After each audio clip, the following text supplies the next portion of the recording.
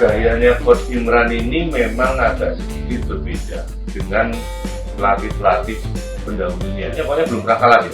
Coach Imran ini salah satu pelatih muda, lebih pada menitik beratkan permainan unit yang kolektif.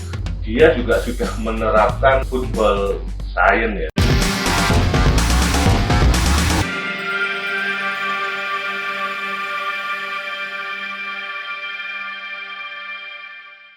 Assalamualaikum warahmatullahi wabarakatuh. Ketemu lagi Sobat Radar Jogja. Sekarang kita membahas sepak bola lagi, tapi kali ini mungkin agak berbeda dengan segmen sebelumnya. Jadi kita akan coba mengulas tentang persiapan tim PSIM Jogja. Jadi dari perkembangan tim yang sudah terjadi belakangan ini, kalau tidak salah tim ini sudah mulai terbentuk hampir 1 bulan atau 4 mingguan ya, 4 minggu, dan sudah ada beberapa kali uji coba, try-in kalau nggak salah, dengan yang paling terakhir itu dengan tim Porda, kalau nggak salah Kulon Progo atau Gunung Kidul, saya agak lupa. Kalau mau koreksi monggo, silahkan komentar di bawah, silahkan. Pasti para anggota Brajamusti ini pasti juga hafal dengan persiapan dan try kemarin. Jadi monggo kalau mau komentar. Hasilnya cukup bagus, 6-0, tapi kembali lagi levelnya ini agak beda ya, karena PSIM ini kita tahu semua tim yang berlaga di divisi Liga 2 musim lalu, dan musim depan juga masih di Liga 2. Nah, ini adalah salah satu tim, satu-satunya tim dari peserta 4 besar Liga 2 musim lalu yang gagal lolos. Nah, sebenarnya kalau bicara gagal tidak gagal prestasi musim lalu, saya pikir ini nggak bisa dikatakan gagal, karena mereka bersaing dengan tim-tim yang memang sudah punya persiapan matang dan punya finansial yang cukup tinggi juga ya, cukup bagus juga, seperti Persis, kemudian Rans, kemudian Dewa United. Dan dari 3 tim ini terselip salah satunya adalah PSIM Jogja yang masuk di 4 besar. Nah, ini menarik, dan kalau bisa dibilang sebuah keberhasilan juga, meskipun belum sampai pada promosi ya ke Liga 1 musim ini. Tapi apapun, kita juga harus apresiasi persiapan apapun yang sudah dilakukan oleh tim manajemen dan tim pelatih, karena hasil kemarin, pencapaian kemarin itu tidak bisa dipandang sebelah mata, karena tidak semuanya tim yang bisa masuk di 4 besar itu adalah tim-tim yang terpilih gitu kan. Nah, harapannya tahun ini pasti PSIM ini bisa menembus Liga 1. Nah, seperti apa persiapannya? Ada beberapa hal yang saya dapat informasinya dari tim-tim yang ada di lapangan, dari teman-teman yang ada di lapangan. Jadi total pemain yang sudah direkrut kalau nggak salah itu sekitar 25 pemain. Kalau mungkin di belakang ada tambahan, mungkin bisa ikut komentar juga di bawah siapa saja yang masuk. Tapi yang dari catatan kami, yang pasti sudah 25 pemain. Yang terakhir ada mantan pemain PSS juga, yang beberapa tahun lalu membawa PSS promosi, dan kemarin juga memperkuat tim Liga 2 lainnya, yaitu Rans Cilegon FC yang sekarang berganti jadi Rans Nusantara. Rizal Lastori ini seperti spesialis, memang spesialis pemain yang mengantar tim promosi, dan semoga aja dengan bergabungnya Rizal ini memberi tuah sendiri bagi PSIM. Oke, jadi dari beberapa pemain ini ada beberapa muka-muka lama kalau nggak salah seperti Yuda Alkansa, kemudian Savio Stepa, kemudian Suri Isgulov. Mohon maaf kalau saya agak salah menyebut nama, silakan dikoreksi. Dan Ken Overian ya. Ini beberapa pemain yang masih bertahan bersama PSM. Dan dengan adanya beberapa pemain lama ini pasti juga akan memudahkan tim atau manajemen tim untuk menyusun kerangka tim ya. Karena materi pemain lama ini pasti juga punya pengalaman yang lebih dibanding pemain-pemain yang baru bergabung. Tapi saya juga nggak mengecilkan peran pemain-pemain yang bergabung. Saya pikir pemain-pemain yang bergabung ini juga punya pengalaman lebih ya. Mereka beberapa kali membela tim, kemungkinan ada di Divisi 2 atau mungkin di Liga 1 juga. Liga 2 dan Liga 1, mohon maaf. Di goalkeeper ini ada Junaidi, kemudian Sendrijo Hansa dan Jeffrey Wibowo. Ini ada beberapa pemain yang cukup dan juga yang cukup mengagetkan, masuk namanya Johan Yoga. Johan Yoga ini ex Persebaya, dia striker, punya kekuatan di heading kalau nggak salah. Sebelum gabung dengan Persebaya dia memperkuat Batak Lampung kalau nggak salah di liga sebelumnya. Di Persebaya dia juga nggak banyak bermain, cuma dia mencetak 1 gol kalau nggak salah. Dia sering jadi pemain pengganti, tapi kualitasnya mungkin nggak kalah dengan pemain-pemain lain. Jadi modal bagus. Oke. Dan kalau musim kemarin PSIM ini dibesut oleh Seto Nurdiantoro yang sekarang pindah menyeberang kembali ke klub lamanya, yaitu PSS Sleman, tetangganya PSIM. Kebetulan tahun ini PSIM merekrut Imran Nahumaruri. Jadi Coach Imran ini dipercaya menjadi pelatih PSIM musim ini. Nah, teman-teman mungkin ada yang sudah hafal dengan Coach Imran ini. Sebelumnya dia pernah membesut PSIS Semarang di 7 pertandingan awal kalau nggak salah. Dia statusnya caretaker head coach waktu itu sebelum datangnya pelatih utama. Kenapa dia caretaker? Karena lisensinya ini belum memenuhi syarat untuk menjadi pelatih kepala di tim Liga 1. Makanya begitu ada pelatih baru, Coach Imran, waktu itu kalau nggak salah ikut menemani atau mendampingi beberapa pertandingan, tapi setelah itu dia keluar dari PSIS. Tapi hasil tangan dinginnya Coach Imran ini di 7 pertandingan PSIS Semarang musim lalu itu cukup bagus, karena PSIS itu sempat menjadi pimpinan klasemen ya, dengan kalau nggak salah 3 kali kemenangan, 3 kali seri, dan belum pernah kalau nggak salah satunya pokoknya belum pernah kalah ya. Monggo kalau dikoreksi kalau saya salah. Dan kita menyoroti dulu tentang karakter dari Coach Imran ini seperti apa. Seperti biasa, kita harus tahu seperti apa sih karakter kepelatihannya Coach Imran ini. Coach Imran ini salah satu pelatih muda. Mungkin kalau masa dia bermain mungkin hampir sama dengan saat Seto juga bermain sepak bola, masih aktif di sepak bola profesional. Karirnya mungkin nggak jauh beda, masa-masa jadi pemainnya itu nggak jauh beda dengan Coach Seto, dan generasinya juga hampir sama. Dia generasi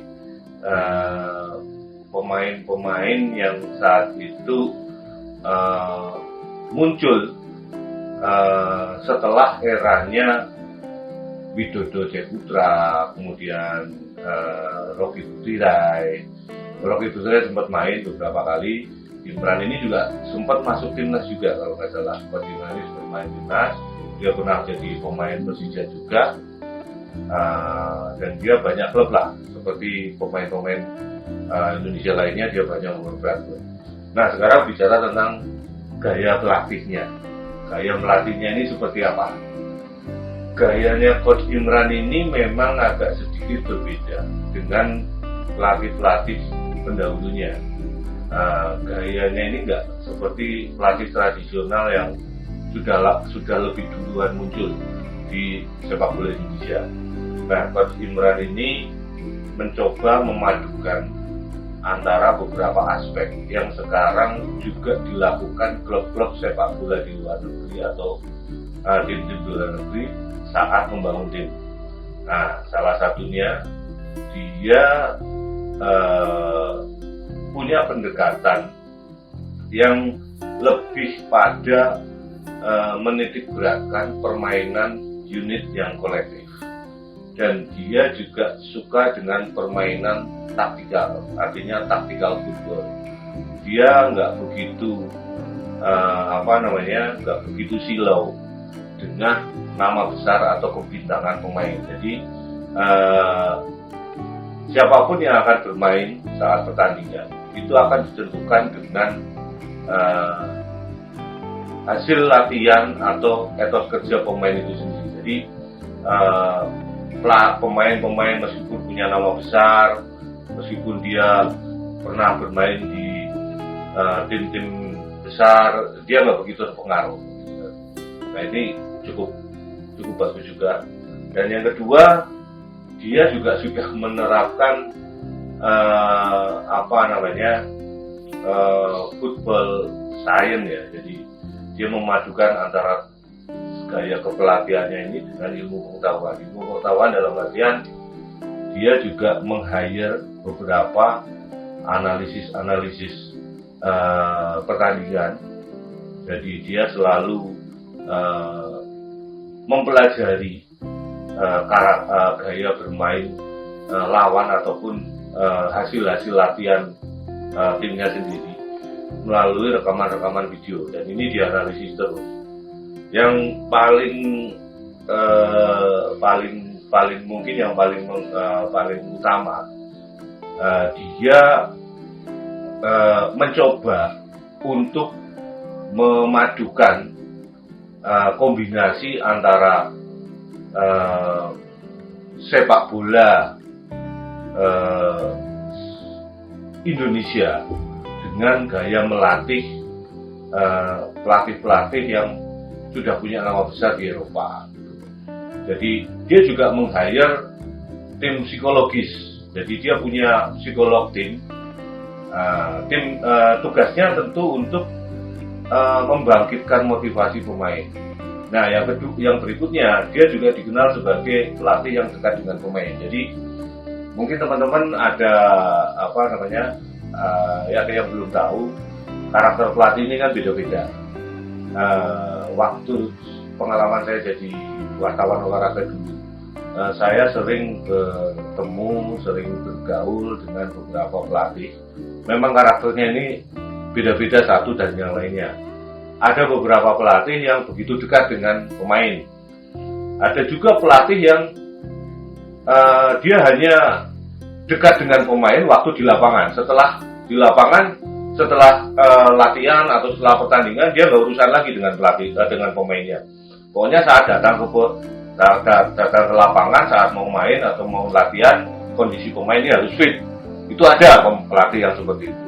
Tapi ada juga pelatih yang sangat care dengan pemainnya. Setiap malam dia mendatangi kamarnya pemain, kemudian mengecek kondisi pemain satu persatu. Itu juga ada. Nah, ini yang salah satu yang dilakukan oleh Coach Imran ini, mencoba untuk mendekati secara psikologis pemain-pemainnya. Karena dia yakin kalau dari aspek psikologisnya pemain ini sudah bagus, pasti di lapangan juga mereka akan bermain bagus. Nah, bagaimana cara melatihnya dia di lapangan? Ini cukup unik. Jadi, Imran ini termasuk pelatih yang sangat detail. Detail dalam artian apa? Detail dalam mempersiapkan tim. Jadi, dalam latihannya, seluruh pemain akan disosialisasikan dulu seperti apa sih karakter gaya bermain yang akan diusung oleh Imran itu. Nah, dia selalu mengedepankan bahwa permainan yang dia usung itu adalah permainan yang kolektif. Artinya tidak berdasarkan pada kemampuan individu satu pemain atau dua pemain, tapi semuanya harus kolektif. Kolektif dari semua hal dalam pertandingan.